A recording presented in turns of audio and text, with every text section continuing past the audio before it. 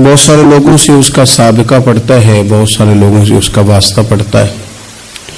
بچپن سے لے کر تا وقت انتقال وہ جتنے لوگوں سے ملتا ہے، جتنے لوگوں کے ساتھ وقت گزارتا ہے، ان تمام کی شخصیات اس پر کچھ نہ کچھ اثر چھوڑتی۔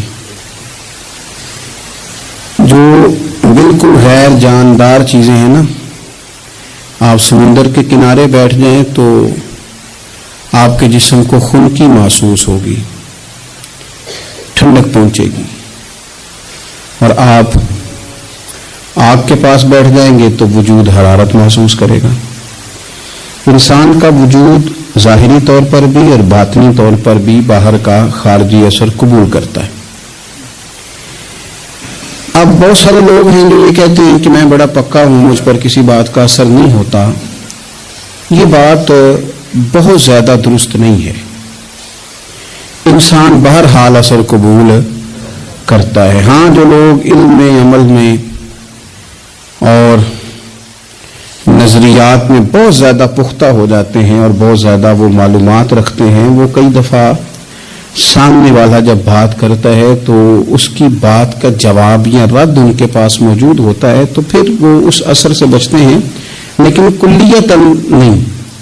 بہرحال کچھ نہ کچھ اثرات عام لوگوں پر، میں کہہ چکا ہوں کہ جو اسپیشلسٹ لوگ ہیں کسی بھی معاملے میں وہ تو بچ جاتے ہیں، لیکن عام لوگ بہرحال اثر قبول کر لیتے ہیں۔ اللہ تبارک و تعالیٰ نے نا اپنے بندوں کی اس کمزوری پر بھی اپنے بندوں کو یہ رہنمائی کی ہے کہ چونکہ تم نے اثر قبول کرنا ہے، لہذا اس طرح کرنا کہ سالے نیک لوگوں کی صحبت میں بیٹھنا، اور جو برے لوگ ہوں ان سے خود بخود پرہیز کرنا، ان کے پاس ہی نہ جانا۔ ضروری نہیں ہے کہ بچے کو آگ جلا ہی دے، لیکن بچہ چونکہ اس کا اثر لے لے گا، وہ اسے پتہ نہیں کہ وہ آگ ہے، لہذا اس کی ماں اسے نصیحت کرتی ہے کہ بیٹا تو آگ کے پاس جا ہی نہ، ایسا نہ ہو کہ تو چلا جائے اور تیرے لیے بہت زیادہ نقصان کا باعث یہ چنگاریاں بن جائیں۔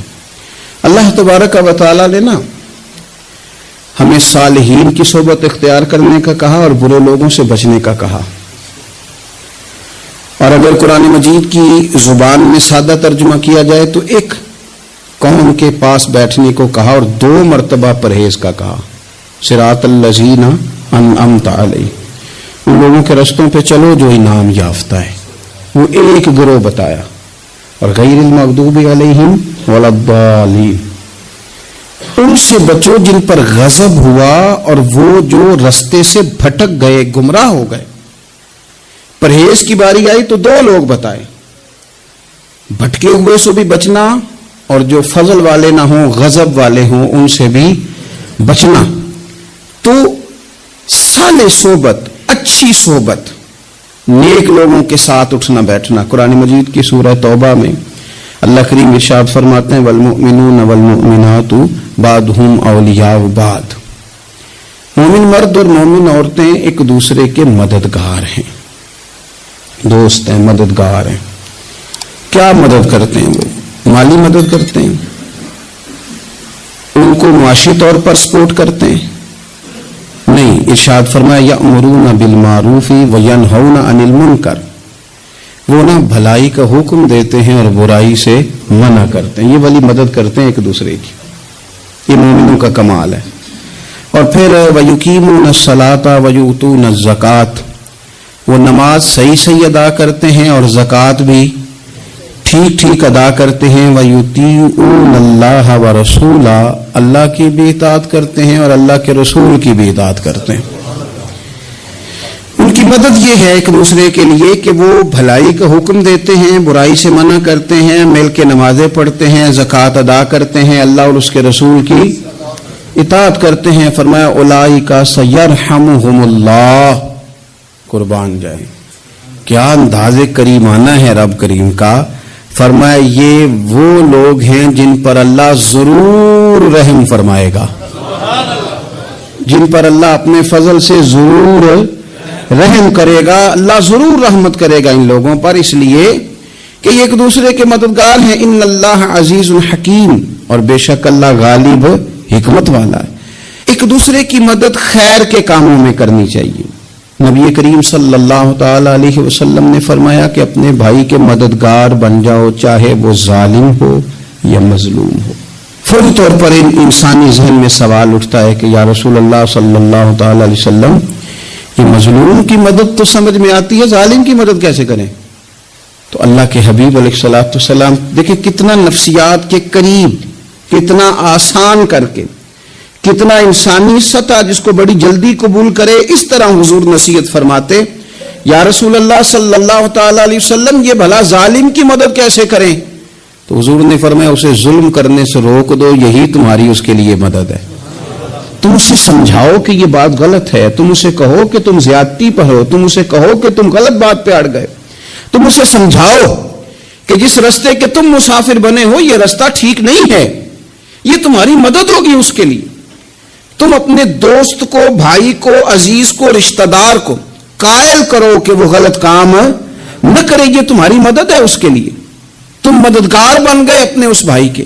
اچھے لوگوں کی صحبت، اچھے لوگوں کے پاس اٹھنا بیٹھنا. آج کل اس کا ترجمہ اور بھی کیا جا سکتا ہے کہ اچھے لوگوں کو سننا، اچھے لوگوں کی بات پر توجہ دینا. ہمارا نا ایک مزاج ہے ذائقہ بدلنے کا. یہ طبیعت بڑی انوکھی ہے لوگوں کی. کہتے ہیں یہ تو بات روز سنتے ہیں، کوئی انوکھی بات نہ سنیں. اس چہرے کو تو روز دیکھتے ہیں، کوئی انوکھا چہرہ نہ دیکھیں. لیکن درویش کیا کہتے ہیں؟ کہتے ہیں پاہویں سونے ملن ہزارہ، آسان نہیں یار بٹونا.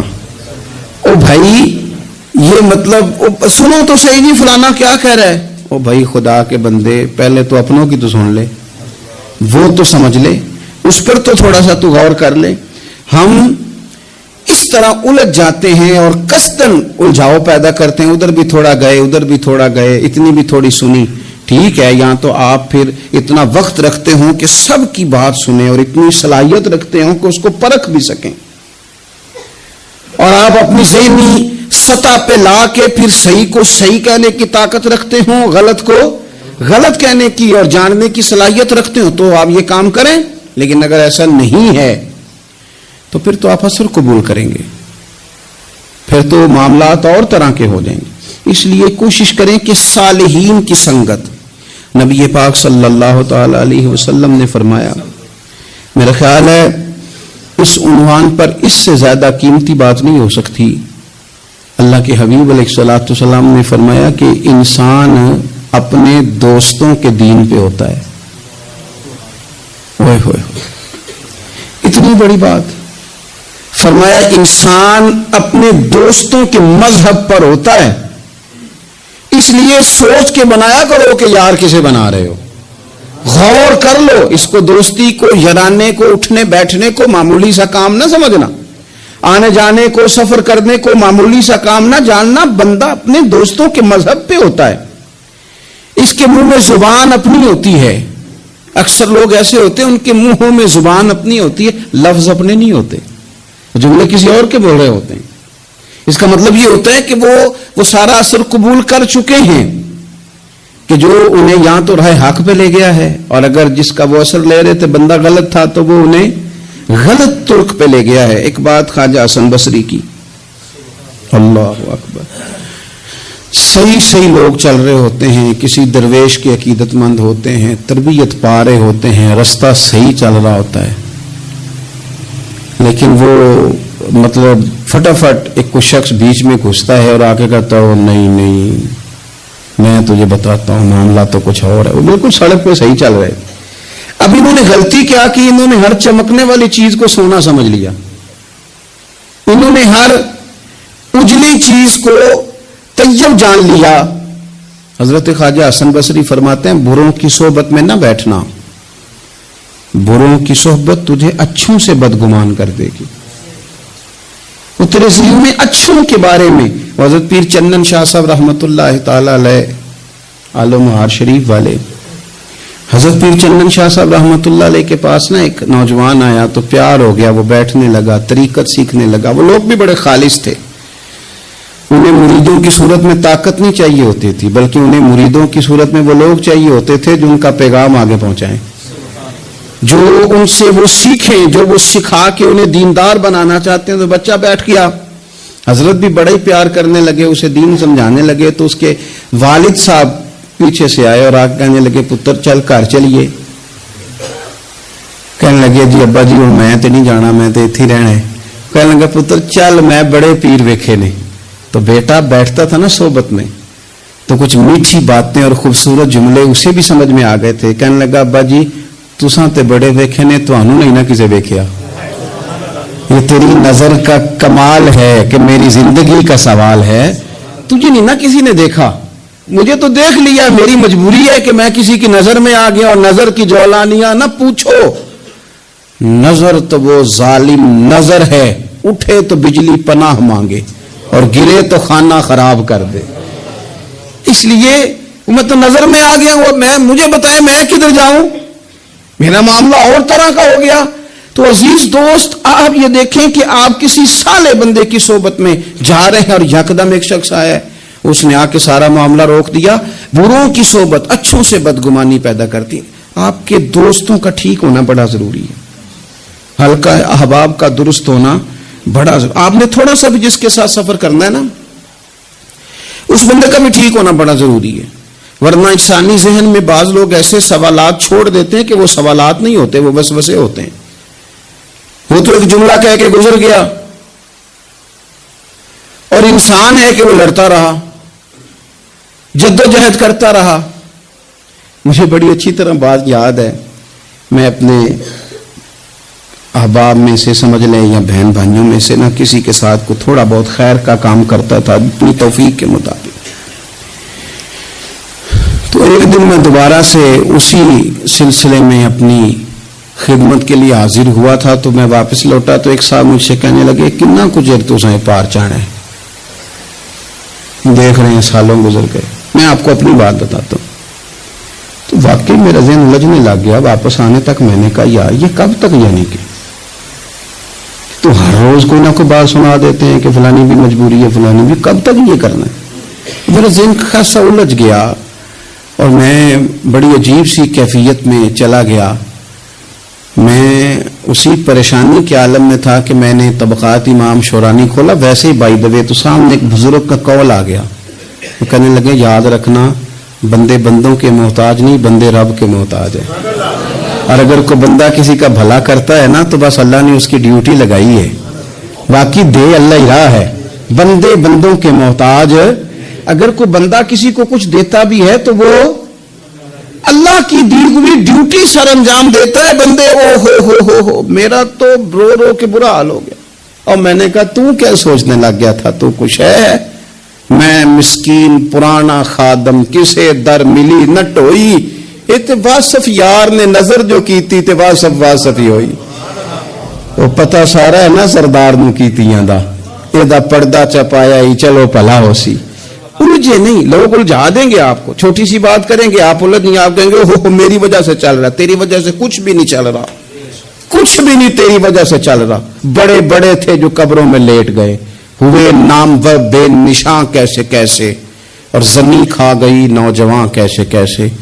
کہاں میرے بھائی کسی کی وجہ سے نہیں، یہ نظام میرے رب کا ہے اور میرے مالک کی قدرت سے چل رہا ہے. یہ نبی کریم علیہ السلام کی نگاہ کرم سے چل رہا ہے.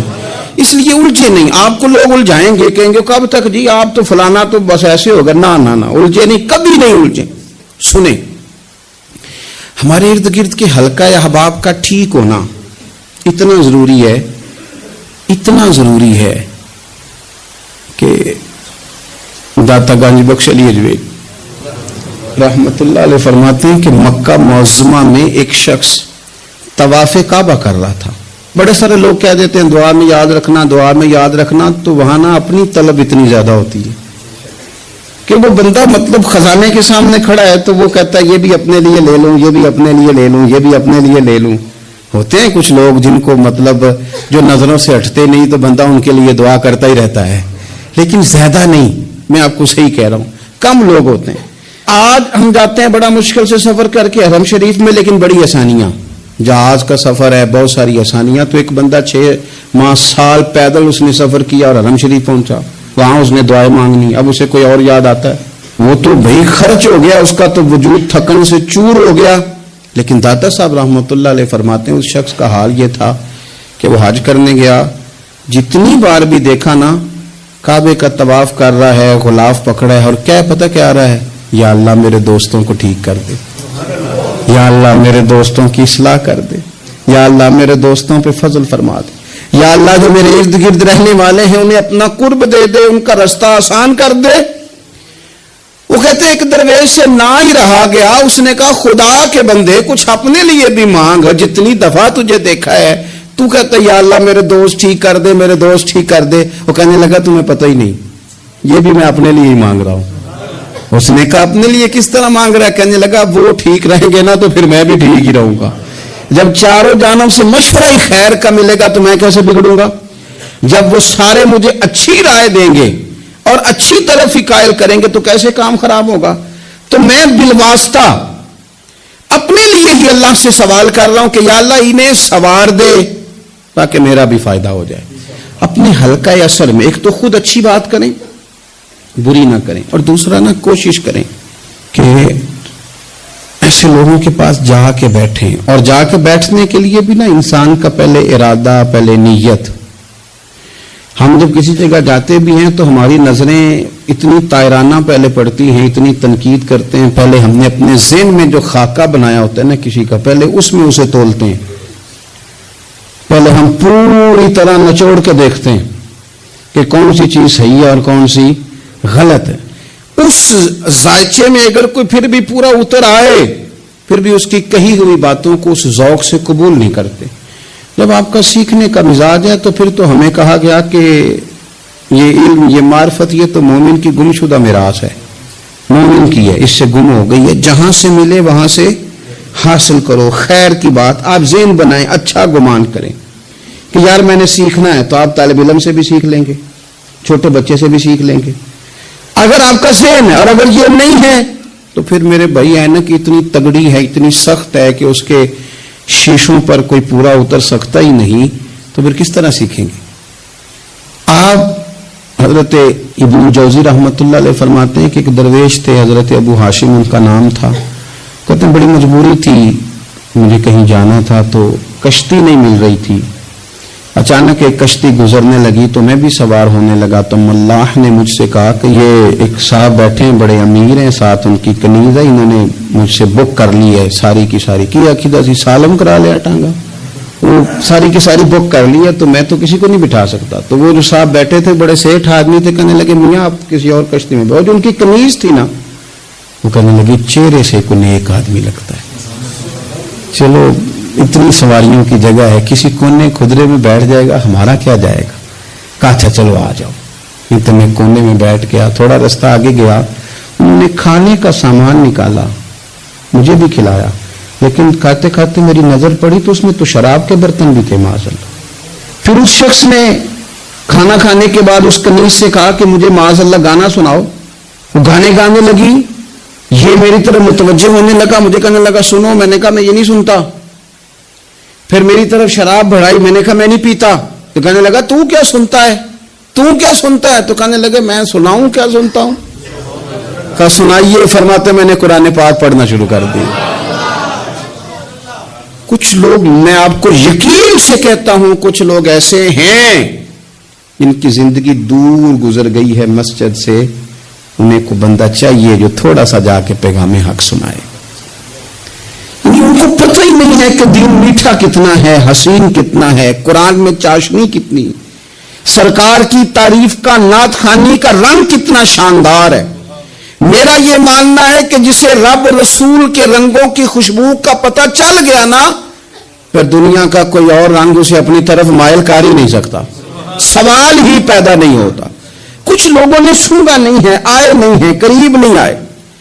تو شیخ ابو ہاشم کہتے ہیں مجھے کہنے لگا سناؤ نا. امیر آدمی تھا، کبھی اس طرف گیا ہی نہیں تھا. ڈھیروں لوگ ہیں جو نہیں مسجد جاتے. الہاکم التکاثر حتی زرتم المقابر. اللہ فرماتے ہیں کہ تمہیں دولت کی ہرس نے اتنا عجیب الجھا دیا کہ قبروں تک پہنچ گئے تم. بہت سارے لوگ ہیں قبر میں چلے جاتے ہیں، مسجد میں نہیں آتے. تو کہتے ہیں میں نے اسے چند آیتیں سنائی، اس کی تو کیفیت ہی بدل گئی. کہنے لگا مولانا जिंदगी बड़ी गुनाहों में गुजरी है, अब तौबा कर लूं तो मालिक माफ कर देगा।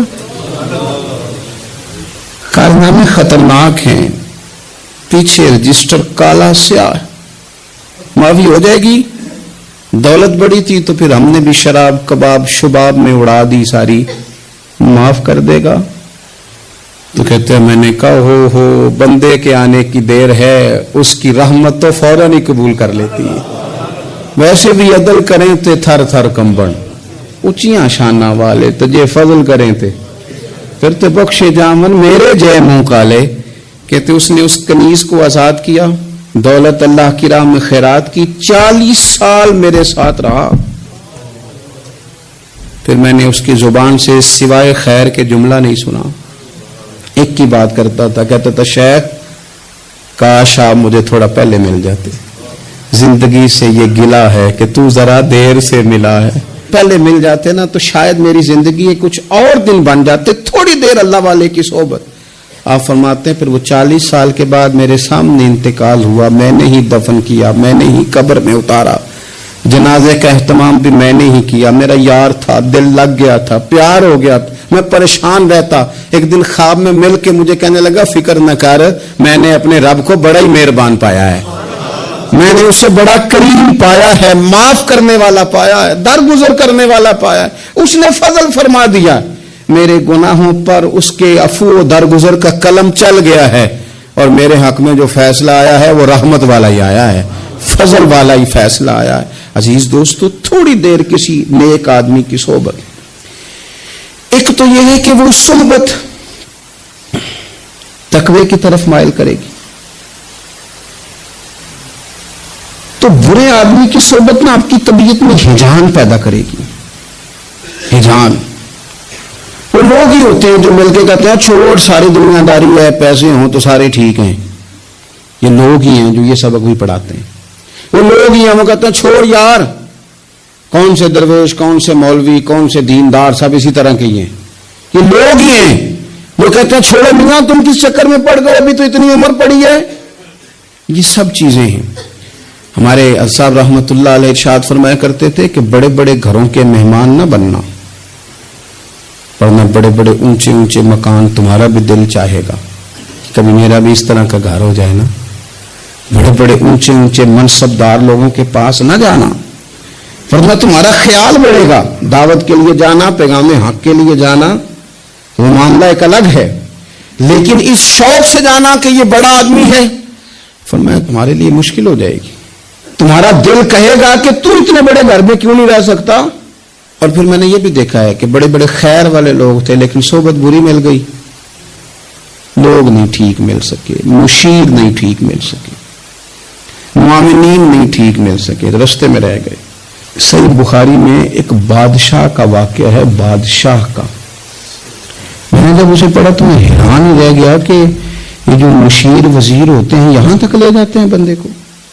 हमारे एक वजीर साहब ने थोड़े दिन पहले कहा है, बेचारे ना खबरों में रहने के लिए इस तरह की शरारतें करते हैं। उसकी वजह ये होती है कि मुल्क का निजाम तो चलता नहीं, तो फिर वो चाहते हैं कुछ लोगों को इधर उलझा दो ताकि वो असल से इनकी तवज्जो हट जाए। उन्होंने कहा जी कायदे आज़म इस्लामी मुल्क नहीं बनाना चाहते थे, तो कौन सा बनाना चाहते थे? पाकिस्तान का मतलब क्या?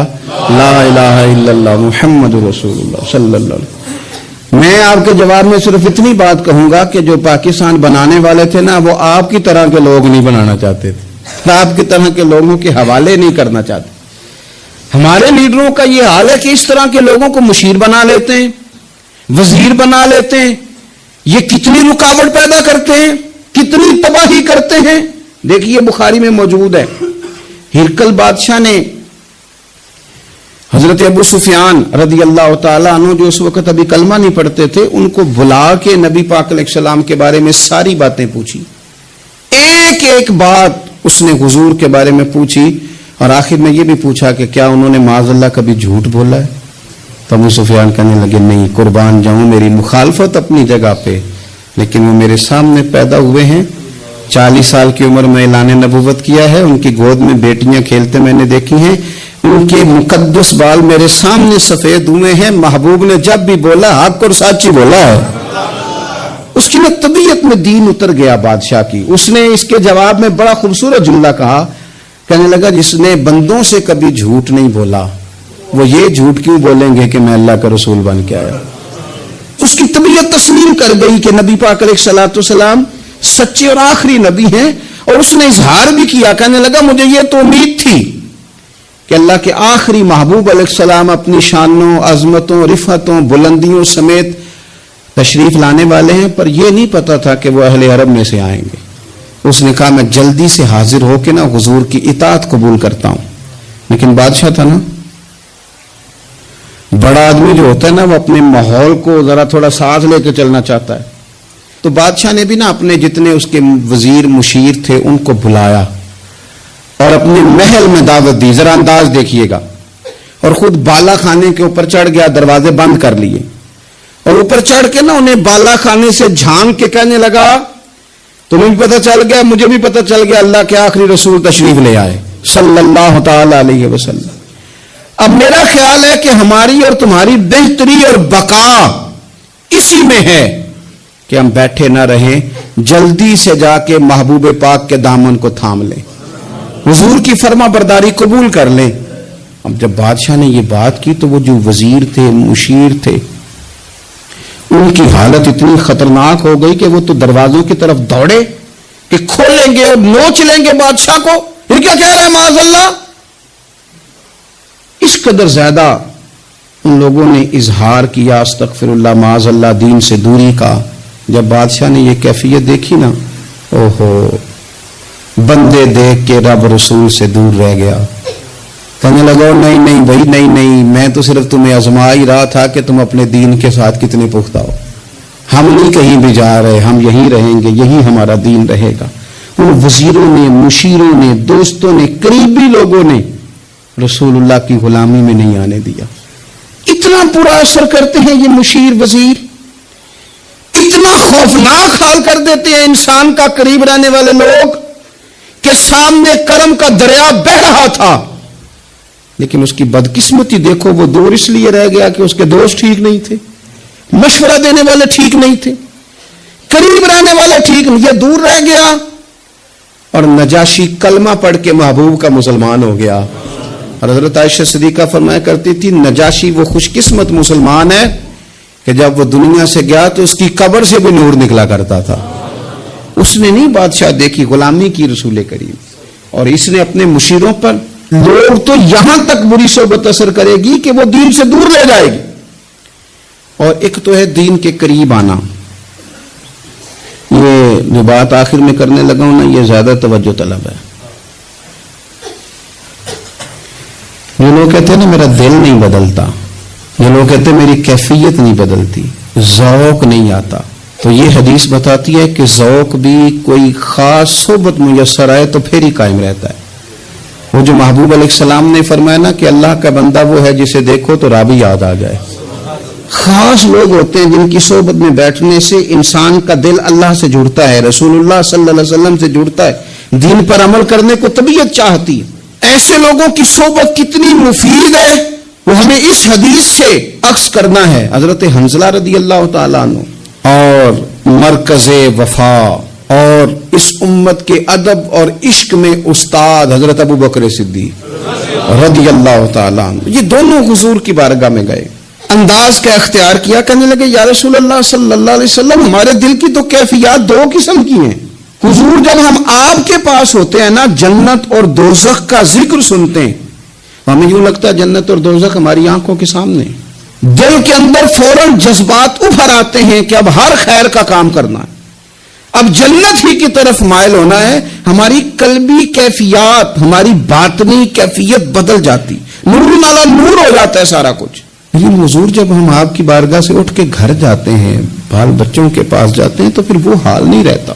یا رسول اللہ صلی اللہ علیہ وسلم یہ کیا ہے؟ تو محبوب نے کیا فرمایا آپ یقین کریں, جو اہل طریقت اور تصوف ہے نا یہاں ان کی روحیں مچل جاتی ہیں. حضور فرمانے لگے حالت ایک طرح کی نہیں رہتی, ہاں اگر تمہاری وہی حالت رہے جو تمہاری میرے پاس ہوتی ہے, اگر کیفیت باطنیہ وہی رہے جو میری بارگاہ میں ہوتی ہے, تو فرمایا تم بستروں میں موجود ہو اور فرشتے آ کے تم سے سلام کریں. تم ابھی رستوں میں ہو اور فرشتے تم سے ملاقات کریں. اگر تمہاری کیفیت وہ بند ہے جو یہاں ہوتی ہے، اگر تم اسی پر جم جاؤ، وہی حالت ہو جائے، تو پھر تو فرشتے گویا آئیں تمہاری زیارت کے لیے، تمہاری ملاقات کے لیے فرشتے آئیں. اگر کیفیات بدل جائیں کسی اللہ کے بندے کی بارگاہ میں بیٹھ کر، تو پھر اس کیفیت کو برقرار رکھنے کی کوشش کی جائے. اگرچہ حضور نے فرما دیا کہ کیفیات ایک جیسی نہیں رہتی، اور چلو میرے بھائی تھوڑی دیر کے لیے ہی صحیح، جتنی صحبت میسر آئے. شاید اسی لیے امام اعظم ابو حنیفہ رحمۃ اللہ علیہ کی عمر 60 سال سے زیادہ تھی. تو کسی نے پوچھا حضور کتنی عمر ہے؟ فرمایا عمر ہے 3 سال. حضرت آپ تو علم، عمل، روحانیت، معرفت کے شاہ سوار ہیں، تو ساری داڑھی سفید اور آپ کہہ رہے ہیں 3 سال. فرمانے لگے عمر وہی 3 سال ہے جو امام جعفر صادق کی خدمت میں گزر گئی. وہ کیفیات جو ان کی بارگاہ میں رہتی تھیں، وہ انداز جو ان کی بارگاہ میں رہتا تھا، جو ان کے پاس ہوتا تھا، وہ پھر کہیں اور میسر. ہر مشکل دی کنجی یارو ہاتھ مرداں دے آئی، اور مرد نظر کرے جس ویلے، اوئے ہوئے ہوئے، مرد نظر کرے جس ویلے، مرد نظر کرے جس ویلے، پھر مشکل رہے نہ کائی. وہ جو کیفیات ہے نا اس وقت کی، جب کوئی رب کا بندہ ملے اور انسان اس کی صحبت میں بیٹھ کے اپنے رب کو یاد کرے، رسول کریم کی محبت میں مچلے، تو پھر وہ لمحے اتنے قیمتی ہیں کہ وہ زندگی سنوارنے کے لیے کافی ہو سکتے ہیں. اللہ تبارک و تعالی نے قرآن مجید برہان رشید میں ارشاد فرمایا کہ یا ایھا النبی انا ارسلناک شاہدا ومبشرا ونذیرا. فرمایا محبوب صلی اللہ تعالی علیہ وسلم ہم نے آپ کو گواہ بنایا ہے، خوشخبری دینے والا بنایا ہے اور ڈر سنانے والا بنایا. وداعیا الی اللہ، اور آپ کو اللہ کی طرف دعوت دینے والا بنا کے بھیجا ہے، بِإِذْنِهِ، اس کے حکم کے ساتھ، اس کے اذن کے ساتھ، وَسِرَاجًا مُنِيرًا، اور چمکتا ہوا آفتاب بنا کے بھیجا ہے. اے محبوب صلی اللہ تعالی علیہ وسلم آپ کو داعیے الی اللہ بنایا، اللہ کی جانب دعوت دینے والا بنا کے بھیجا ہے. نبی پاک صلی اللہ تعالی علیہ وآلہ وسلم نے ہمیں اللہ کی جانب دعوت دی. عقیدوں کے اندر، نظریات کے اندر، افکار کے اندر، سوچوں کے اندر جو کمزوریاں ہیں، ان سب کو نبی پاک صلی اللہ تعالی علیہ وسلم نے دور فرمایا. ہمیں رسول کائنات صلی اللہ تعالی علیہ وسلم نے فکری طور پر، ذہنی طور پر، قلبی طور پر مضبوط کیا. انسان جب تک اللہ اور اس کے رسول صلی اللہ تعالی علیہ وسلم سے ذہنی طور پر اور روحانی اور قلبی طور پر وابستہ نہیں ہوتا، اتنی دیر تک وہ کمزور رہتا ہے. اور جب وہ رب رسول سے وابستہ ہو جاتا ہے، اس کا عقیدہ اللہ اور اس کے رسول صلی اللہ علیہ وسلم کی ذات پر مضبوط ہو جاتا ہے، پھر وہ ذہنی طور پر، فکری طور پر مضبوط ہو جاتا ہے.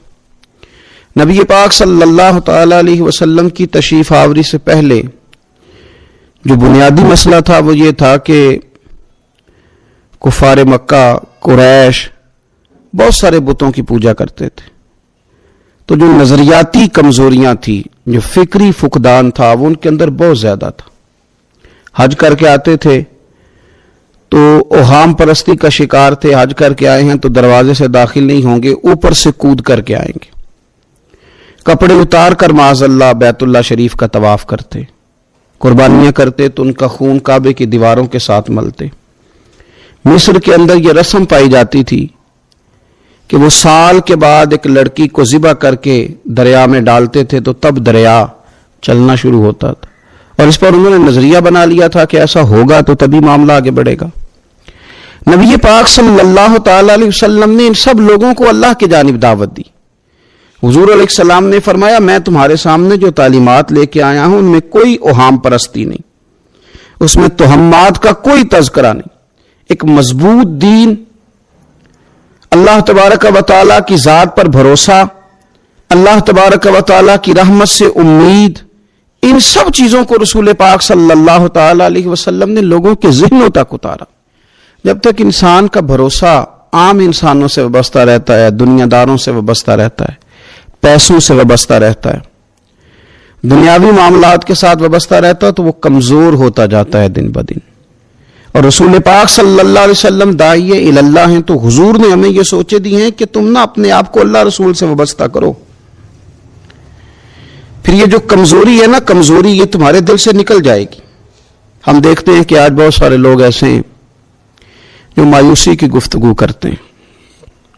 اگر غریب ہو گئے ہیں تو تب بھی ان کے جملوں میں معاذ اللہ مایوسی ہے. کہیں بیمار ہو گئے ہیں تو پھر بھی وہ گھبرائے سے ہیں، وہم کا شکار ہیں. اگر کسی جگہ کوئی آزمائش ان پر آ گئی ہے تو بھی مختلف توہمات کا وہ شکار ہو جاتے ہیں. اگر توجہ اللہ رسول کی جانب ہو اور وہ سوچیں جو رسول پاک صلی اللہ علیہ وسلم نے ہمیں دی ہوں ان پر توجہ ہو تو پھر انسان کسی وہم کا شکار نہیں ہوتا. پھر وہ مضبوط زندگی گزارتا ہے اور مضبوطی کے ساتھ آگے بڑھتا ہے، کیونکہ اس کو سمجھ آ گئی ہے کہ میرا خالق اللہ ہے، رازق اللہ ہے، پیدا کرنے والا اللہ ہے اور میرے تمام معاملات کا محافظ بھی میرا اللہ ہے. پھر وہ کمزور نہیں پڑتا، پھر وہ زیادہ امیدیں لوگوں سے وابستہ نہیں کرتا، دنیا داروں سے، سیٹھوں نوابوں سے زیادہ امیدیں نہیں وابستہ کرتا. پھر اس کی امیدیں اللہ سے اور اللہ والوں سے. پھر وہ اللہ رسول کی بارگاہ میں اپنے آپ کو پیش کر دیتا ہے. حدیث مبارکہ ترمذی شریف میں موجود ہے. راوی حضرت عبداللہ ابن مسعود رضی اللہ تعالیٰ عنہ ہے. ذرا حضور صلی اللہ علیہ وسلم کے تربیت کرنے کا انداز دیکھیے گا. حضرت عبداللہ ابن مسعود رضی اللہ تعالیٰ عنہ روایت کرتے ہیں کہ نبی پاک صلی اللہ تعالیٰ علیہ وسلم نے فرمایا کہ اللہ تعالیٰ نے ہر جان کو پیدا فرمایا، ہر جان کو اللہ تعالیٰ نے پیدا کیا تو 3 چیزیں رب کریم نے لکھ دی اس کے لیے. ہر جان کو پیدا کیا تو اللہ نے لکھ دیا. کیا لکھا؟ اس کا رزق کتنا ہے یہ بھی رب نے لکھ دیا، عمر کتنی ہے، زندگی کتنی ہے یہ بھی رب نے لکھ دیا، اور جو اس پر مشکلات آئیں گی وہ بھی اللہ نے لکھ دی.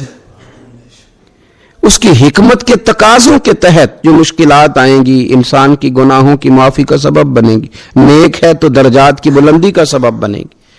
تو جو مشکلات اس کی طرف آئیں گی، جو مصیبتیں، بیماریاں، تنگیاں، وہ سب اللہ تبارک و تعالیٰ کی حکمت کے تقاضوں کے تحت آئیں گی. اب انسان یہاں گھبرایا رہے، مایوس ہو جائے. ایک بات اب ذرا یہاں صوفیاء کہتے ہیں وہ بھی سمجھنے والی ہے. وہ کہتے ہیں کہ اصل بات یہ ہے کہ جس رب کی طرف سے تو کرم قبول کرتا ہے نا، اس کی طرف سے آزمائش بھی قبول کر. وہ کریم جو تیرے پر رحمت کے دروازے کھولتا ہے، کبھی اپنی حکمت کے تقاضوں کے تحت تجھے کسی مشکل میں ڈالے تو اسے بھی تھوڑا سا قبول کر. ایسا نہ ہو کہ میٹھا ہے تو فٹافٹ تو قریب کرے، اور اگر تھوڑا سا تجھے کوئی ترش رویے سے، ترش جگہ سے گزرنا پڑے تو پھر تو گھبرا جائے. تو اپنے مالک کے سپرد جب اپنے آپ کو کر دے گا پھر تیری طبیعت سکون میں آ جائے گی، تیرا قلب ٹھنڈک میں آ جائے گا. محمود غزنوی رحمت اللہ علیہ مالٹا کھا رہے تھے. ایک ٹکڑا اس کا، ایک خاش اس کی اپنے ہاتھ سے نکال کر کے ایاز کو کھانے کے لیے دی. ایاز فٹافٹ کھا گیا. بعد میں ایک ٹکڑا محمود نے اپنے منہ میں ڈالا تو بڑا کڑوا محسوس ہوا مالٹا، تو اس نے اس کو تھوک دیا اور ایاز کی طرف دیکھ کے کہنے لگا بہت ترش تھا، بہت کڑوا تھا، کس طرح تم کھا گئے؟ اللہ اکبر. تو ایاز نے جو بات کی وہ ہمیں سمجھاتی ہے کہ بندے کا رشتہ کس طرح کا ہونا چاہیے. ایاز کہنے لگا آقا ساری زندگی تیرے ہاتھوں سے میٹھے کھائے، آج ایک کڑوا آیا تھا تو میں اگر اسے تھوک دیتا یہ کو آئینے وفاداری تو نہ ہوا. انسان کو اللہ کی طرف سے نعمتیں آتی جائیں، رحمتیں آتی جائیں، تندرستیاں آتی جائیں، لیکن کسی جگہ ذرا کمزوری دیکھنی پڑے تو انسان اس جگہ ٹھہر جائے، اس جگہ وہ گھبرا جائے، وہم کا شکار ہو جائے، پتہ نہیں کیا ہو جائے گا، ان چکروں میں پڑ جائے. تو یہ بات درست نہیں ہے. اب یہ کہ ہم کیا کرتے ہیں، ہم نے اپنی ساری توجہات کا مرکز دنیا والوں کو بنا لیا ہے. دنیا والوں کو کیسے راضی کرنا ہے، ان کو کیسے سیٹ رکھنا ہے، لوگوں کے ساتھ اپنے تعلقات کو کس طرح کر کے مضبوط کرنا ہے، بس اسی میں ہمارے صبح و شام گزر جاتے ہیں.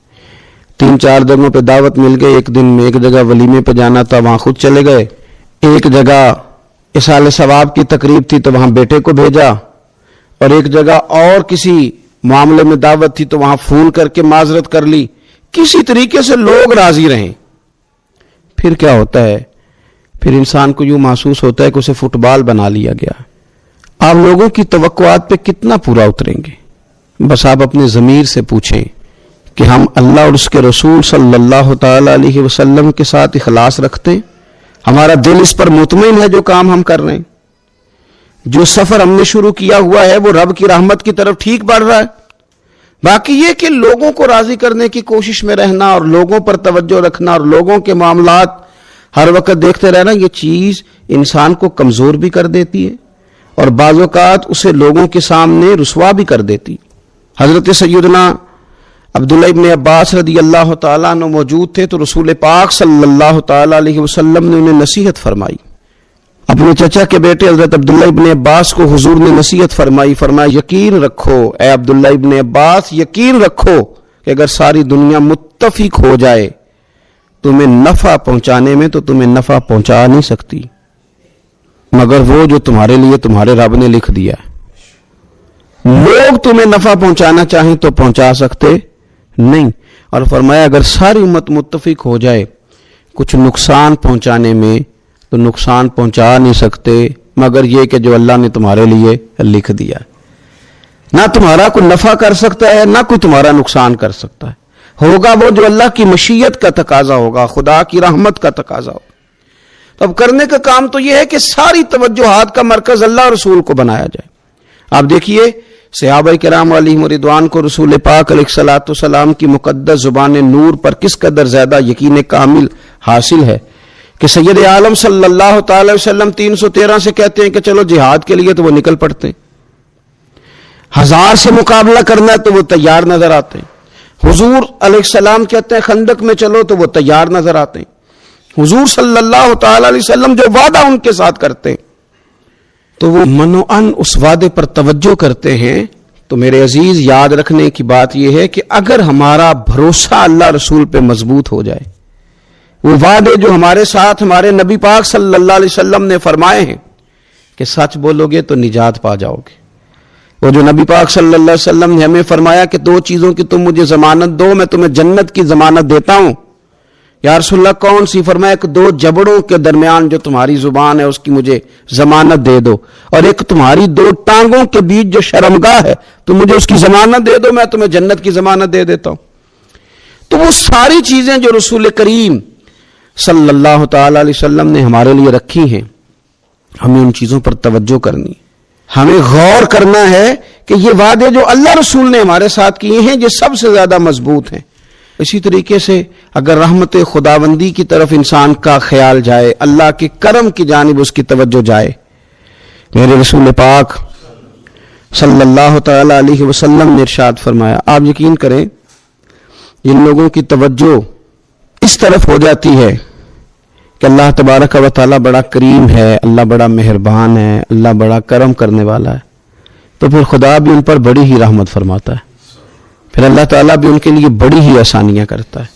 اس لیے ہمارے بزرگوں نے لکھا ہے کہ اپنے رب کے ساتھ حسن ظن رکھنا واجب ہے. ضروری ہے کہ تم اللہ کے ساتھ اچھا گمان رکھو، اچھا گمان.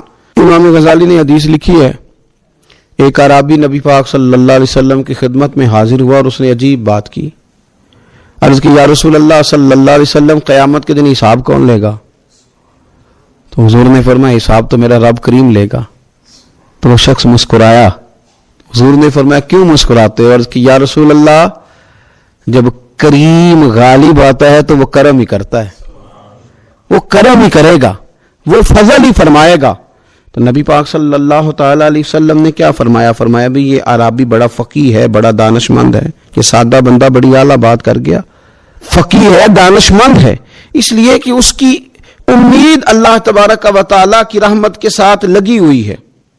مسند امام احمد بن حنبل میں حدیث ہے، نبی پاک صلی اللہ علیہ وسلم فرماتے ہیں، رب فرماتے ہیں کہ اگر میرا بندہ زمین بھر گناہ لے کے میری بارگاہ میں آئے، بھر دی اس نے زمین گناہ کر کر کے، لیکن وہ آئے اور استغفار کرے اور اس امید پر استغفار کرے کہ رب مجھے معاف کر دے گا، سچے دل سے توبہ کرے، تو حضور فرماتے ہیں رب اس بندے کو معاف فرما دیتا ہے، اگر اس کی امیدیں اپنے رب کے ساتھ مضبوط ہوں.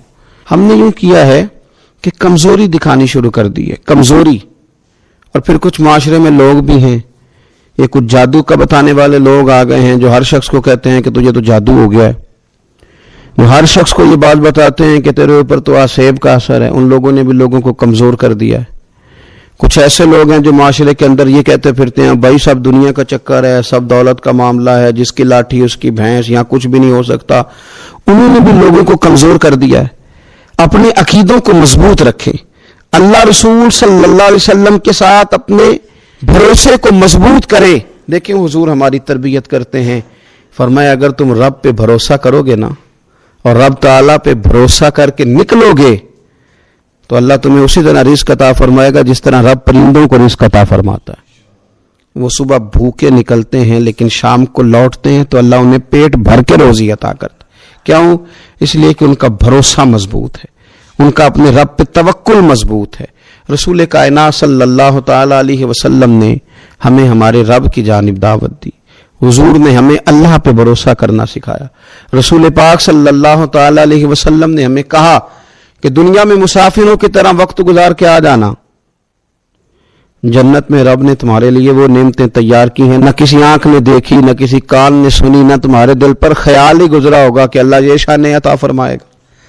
اب ان لوگوں کا بھروسہ ہو گیا تھا صحابہ کا، حضور کے غلاموں کا، تو انہوں نے پھر کوئی جائیدادیں نہیں بنائی، انہوں نے پھر دنیا میں کوئی محلات تیار نہیں کیے، کیونکہ ذہن بن گیا تھا کہ جو رسول کریم علیہ السلام نے وعدے فرمائے ہیں وہ وعدے ہمارے لیے بڑے معیاری ہیں، وہ وعدے ہمارے لیے بڑے خوبصورت ہیں، ان وعدوں سے ہمیں بڑا کچھ ملے گا۔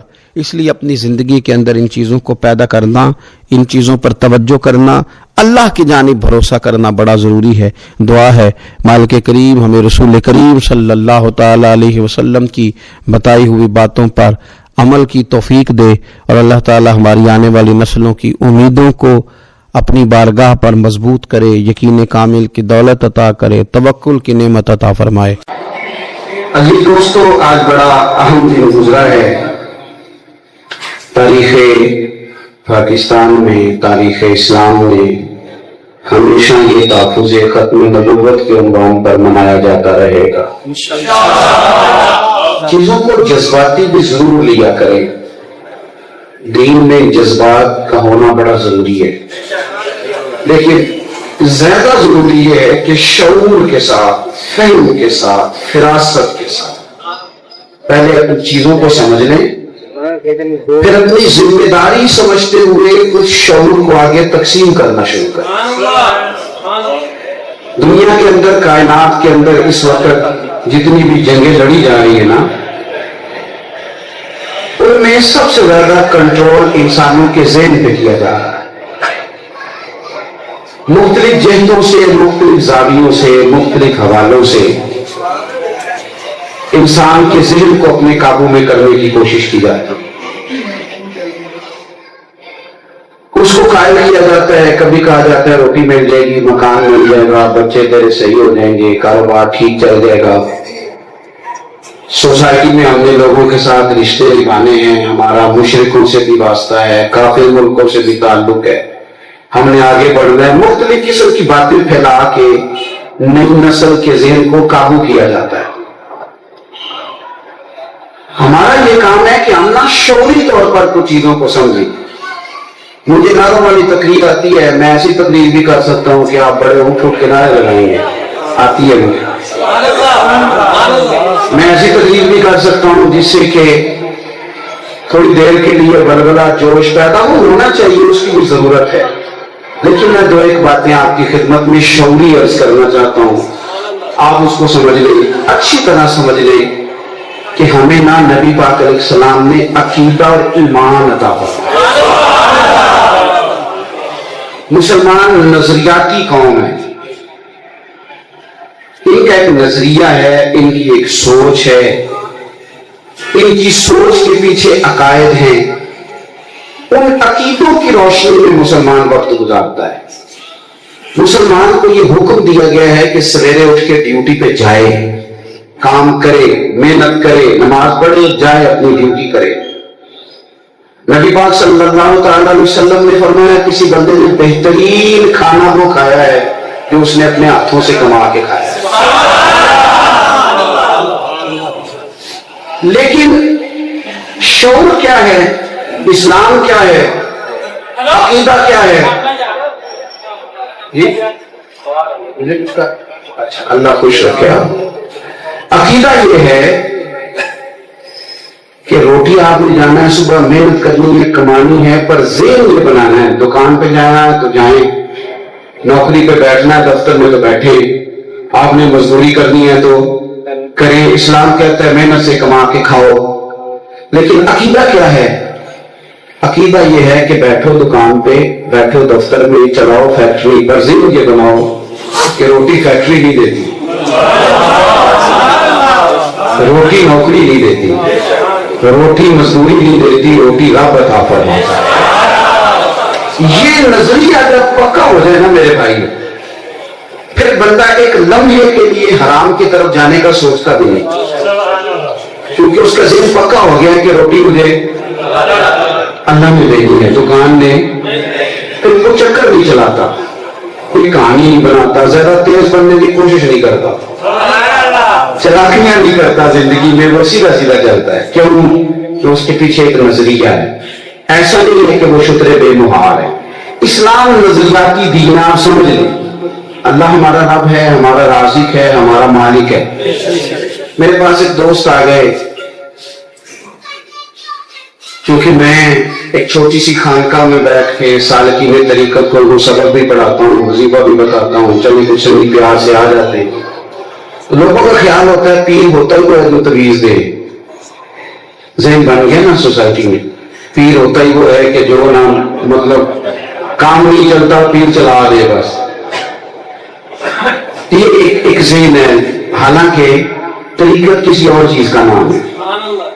ایک صاحب آ گئے، وہ روئی پڑے درد کے ساتھ، انہوں نے ایک بات کی، کہنے لگے کہ صاحب نہ کوئی ڈاکٹر چھوڑا ہے، نہ کوئی حکیم چھوڑا ہے، نہ کوئی طبیب چھوڑا ہے، نہ دیسی، نہ ہومیوپیتھک، نہ بلاتی، کچھ نہیں چھوڑا، ساری دوائیاں کھائی۔ پھر میں نے حکیم بھی سارے دیکھ لیے، تو پھر میں درباروں، مزاروں، طبیب، دھاگے، یہ بھی سارے کرائے، پر اولاد نہیں ہوئی۔ میں بڑا پریشان ہوں، اب آپ کے پاس آیا ہوں، آپ سے بڑا پیار کرتا ہوں، کچھ کریں، توجہ ہے میری بات پر۔ میں نے اسے کہا یار تو نظریاتی بن، نظریاتی بن، تو مجھے کامل پیر اس نظریے سے سمجھ کے آ گیا ہے کہ میں جو ہے وہ تیرے لیے دعا کروں گا، اللہ کو اللہ کی بارگاہ میں عرض کروں گا، کام بن جائے گا تو یہ تیرا حسن ظن ٹھیک ہے، پر تو نظریاتی بننا۔ اگر ڈاکٹر کے پاس جا کے، حکیم کے پاس جا کے تویز لے کے کسی بھی صورت میں تیرا کام نہیں بنا، تو پھر دین تو یہ سبق دیتا ہے کہ تو رب کی رضا پہ راضی ہو جا، پھر تو اللہ کی رضا پہ، اگر وہ تجھے بیمار رکھنا چاہتا ہے تو رہ جا بیمار۔ یہ میں نے کہا کہ جذباتی آپ ہو کے میری بات بے شک نہ سنیں، کوئی داد نہ آپ دیں، لیکن میں جو سمجھانا چاہتا ہوں وہ آپ سمجھیں۔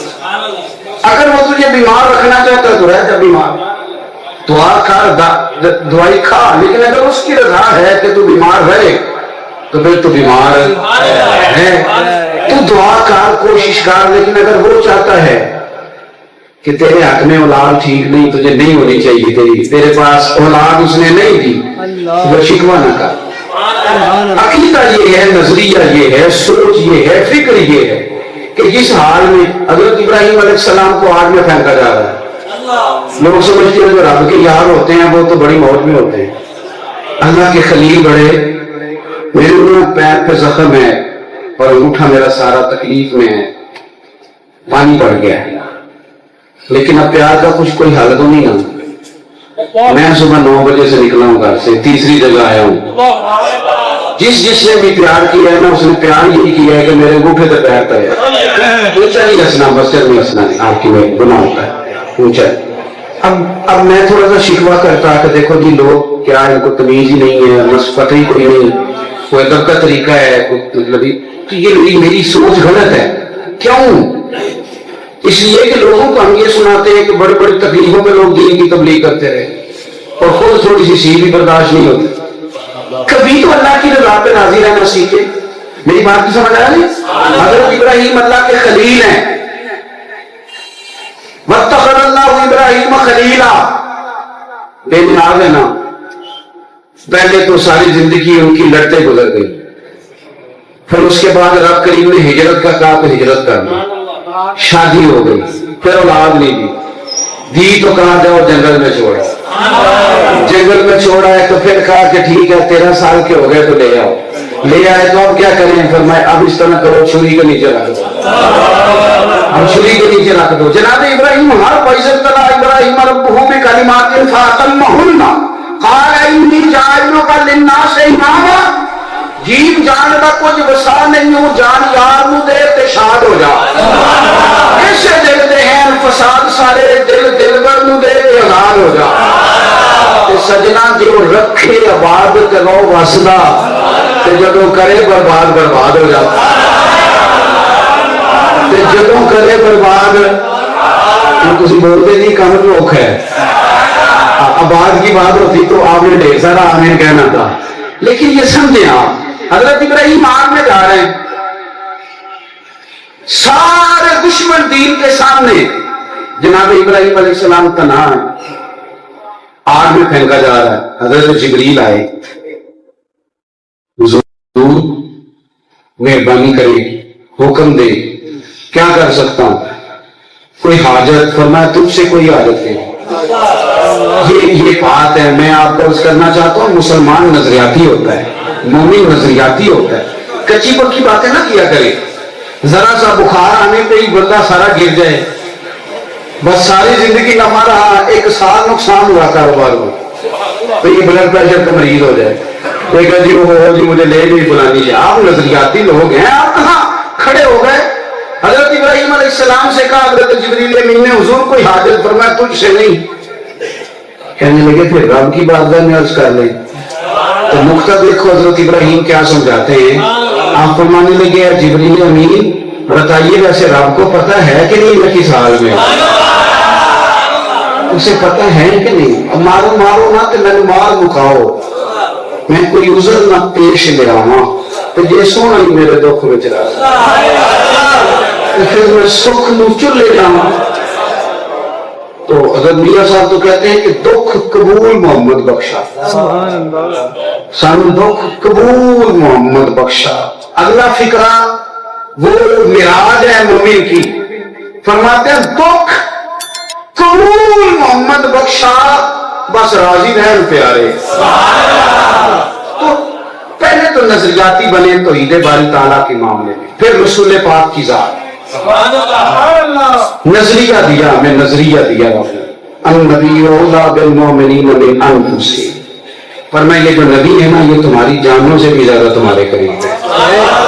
ایک اولیٰ کا معنی یہ کہ تم اپنی جان کے اتنے مالک نہیں جتنے میرے نبی تمہاری جان کے مالک ہیں۔ یاد رکھنا جو مسلمان حضور سے نظریاتی ہو کے پیار بھی نہ کرتا، نظریاتی ہو کے وابستگی کے ساتھ حضور سے، کچی پکی چیزیں جو ہوتی ہیں ان کا مزہ نہیں آتا، لطف نہیں آتا۔ صحیح بتانا دل پہ ہاتھ رکھ کے، دولت بھی ہو، پیسے بھی ہو، مکان بھی اچھا ہو، اے سی ہر کمرے میں ہو، ایک گاڑی اپنے لیے ہو، ایک بچوں کے لیے ہو، پیسے بینک بھرا ہوا ہو، سارا کچھ ہو، صرف گھر میں میاں بیوی کا سلوک نہ ہو،